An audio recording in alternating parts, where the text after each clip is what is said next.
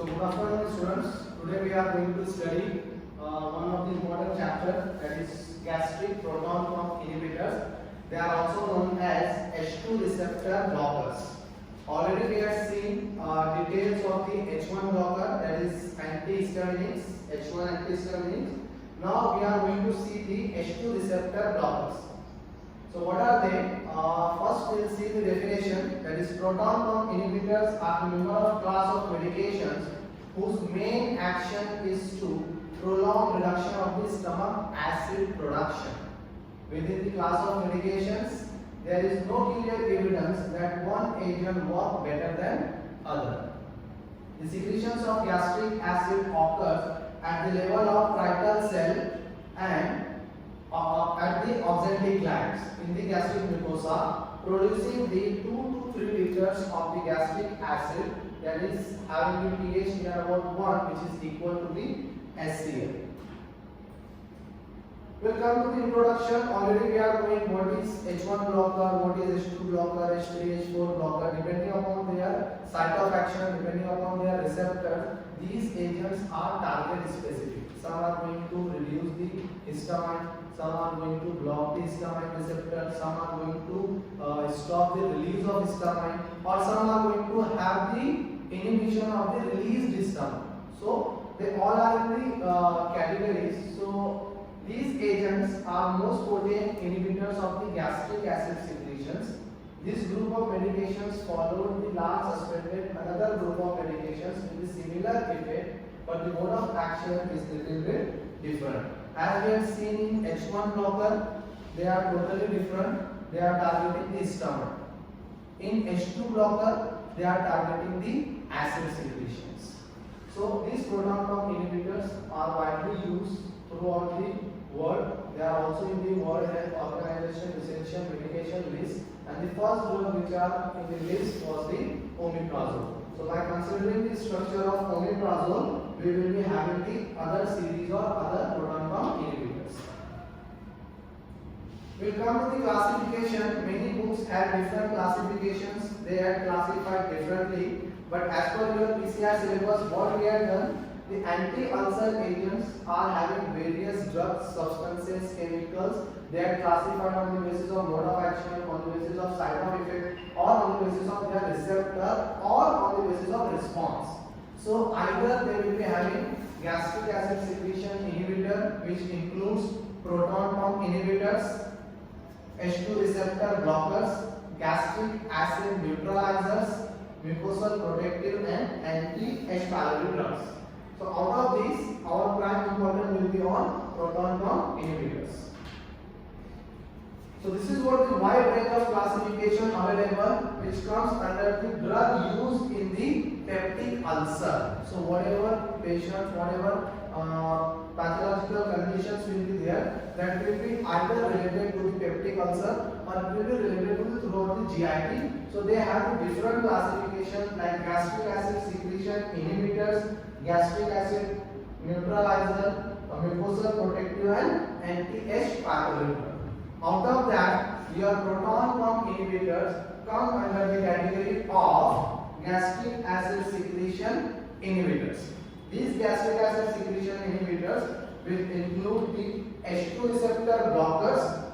Remember this, H2 receptor blockers are the drug which are going to block the H2 receptor, and vice versa, they will give the antagonistic effect.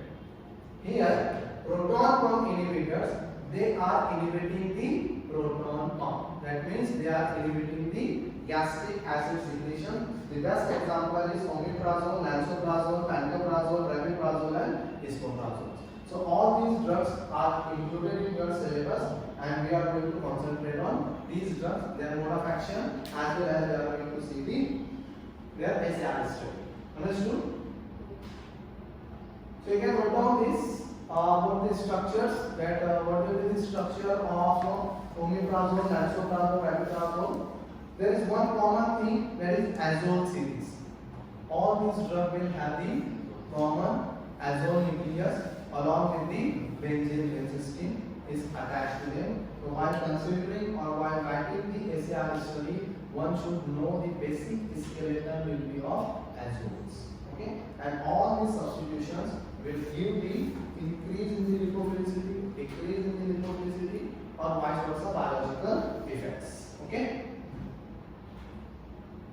these are the other drugs which comes under the H2 receptor blockers. Cimetidine, ranitidine, famotidine are the drugs which are the important drug under the H2 receptors. Already we have seen what is H2 receptor blocker. They are the receptor blockers used for the treatment of duodenal ulcer, gastric ulcer, or upper gastrointestinal bleedings and in critical conditions. But we are going to concentrate on our proton pump inhibitors. They are having the general structure. In that general structure, you can come to know there are many hydrogen binding sites, hydrogen binding domains are there, and there are many hydrogen acceptor sites are there, which will give you the prolonged action to the receptor binding site. The most important, you can say, functional group which are essential for proton pump inhibitors are R1, R2, R3, and R4. Slight change in this R group or slight change in this functional group may changes the biological activity, may increases or decreases the biological activity. With respect to this, you can compare the drug like how omeprazole will have all the methyl groups or methoxy group substitution, whereas rabeprazole will have some methyl group or dimethyl methoxy groups are there. So there may be increase in the lipophilicity. Apart from that, lansoprazole, pantoprazole, they have the incorporation of halogen atom like fluorines. Some are having 3 fluorine, some are having 2 fluorine. So these play an important role. Halogen atom plays an important role in adding the electronegativity of the atom or a group. They will try to pull the electron towards themselves. They will make instability, and due to that the bond will become the polar, and it is very easy to form the weak van der Waals bonds with respect to the receptor binding site. Definitely, if there is a hydrogen, if there is a polar bond, so one will create the partial positive charge, one center will have the partial negative charge, and vice versa, they will be attacked by the receptor binding site. Now we will come to the most important part, that is how these proton pump inhibitors are playing a role, how they are going to decrease the gastric acid. As I told you, daily our stomach is going to synthesize 2 to 3 liters of acid, and that acid must be utilized, or that acid must have the function to digest the food, or that acid must play an important role. If that acid remains acid, it will increase the acidity.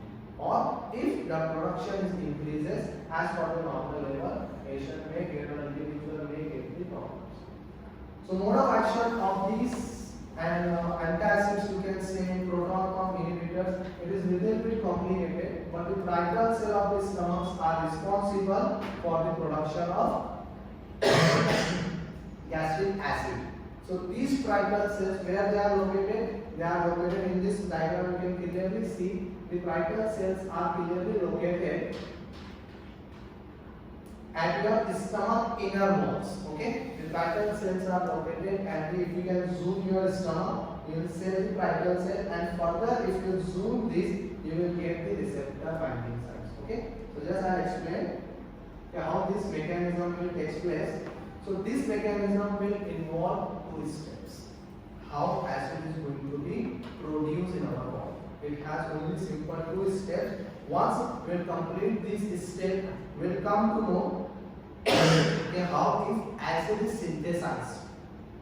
So we are able to decrease the acid production, or we can inhibit the, or we can slow down the acid production. So first step is that when histamine and other agents bind to its receptors, what will happen? Water molecule and carbon dioxide will combine together in the parietal cell, and they will form the carbonic acid. Once this carbonic acid is formed, which is a weak acid, it will again dissociate into the H2 one H plus will get as an acid, and this bicarbonate ion again enters into the bloodstream and exchanges the chloride in the cell. Later on, this H plus ion leaves the cell and enters into the gastric gland. As a result, there is a potassium ion from the potassium ATPase inside that take the position of hydrogen, because we need to maintain the homeostasis of the cell. So it must be in exchange. There will be an influx of your potassium into the right cell. Simultaneously, the chloride ion takes place in gastric gland, where it combines with the H plus ion and the HCl.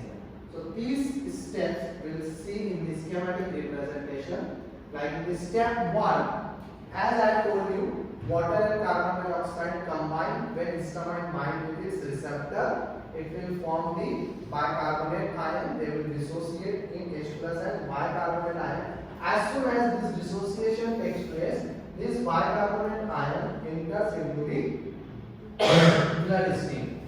Once they will enter the bloodstream, in exchange of that, chloride ion will be influx in the brachial cell. This will give the message. As soon as there is a dissociation, there is an increased concentration of bicarbonate ion. Immediately its dissociation starts into the blood. Later on, simultaneously exchange of chloride ion in the brachial cell takes place.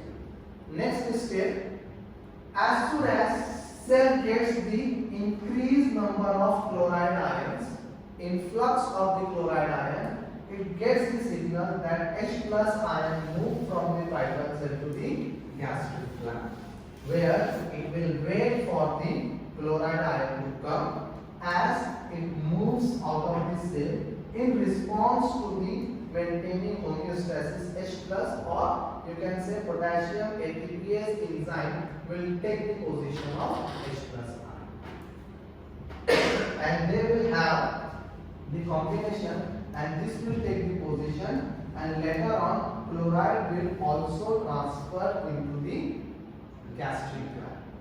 In the gastric gland, they are going to combine and they are going to form the HCl. So understood how we are going to form the HCl in the gastric gland through the brachial cell. Okay. Now we know the process is if histamine is combining, so this process will be initiated. If histamine will not combine, this process will not be initiated. Simple thing है. So once we will see the outer lining of your stomach or brachial cell, it has many binding receptor binding sites, like it has a acetylcholine, it has a gastrin, or it has a histamine receptor binding site. So once histamine will come and when bind with the histamine receptor, it will initiate the HCl production. Similarly, acetylcholine, gastrin will bind to this and they will initiate the gastric acid production. So our mechanism or our prime importance of proton pump inhibitor, we are going to inhibit this pump, which is going to synthesize proton ion. How we are going to inhibit that? By blocking the receptor binding site. So this site will be blocked, that is block the histamine receptor. So the histamine will not combine to its receptor and production of HCl will not take place. Understood? So this is what the short mechanism with respect to the proton pump inhibitors. Understood? As they are having advantages, they may have a disadvantages or they may have a adverse effect. Like you are going to deal with the stomach acid, you are going to deal with the natural body process. Body may either increase production and decrease production, and you are hampering that.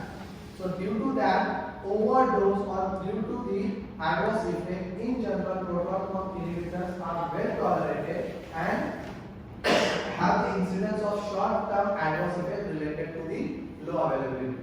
Like Once you consume that tablet, immediately acid production will be decreased. So there may be the pH changes, there may be some difference. Common adverse effect may you feel nausea, headache, diarrhea, abdominal pain, fatigue, dizziness, etc. Okay? So this concludes your short description related to the proton pump inhibitors. So I have just given the brief summary as per your request. Yes, sir, we need a brief summary related to the proton pump inhibitor. In next lecture, we are going to target the next class, either anti-cancer drug or we can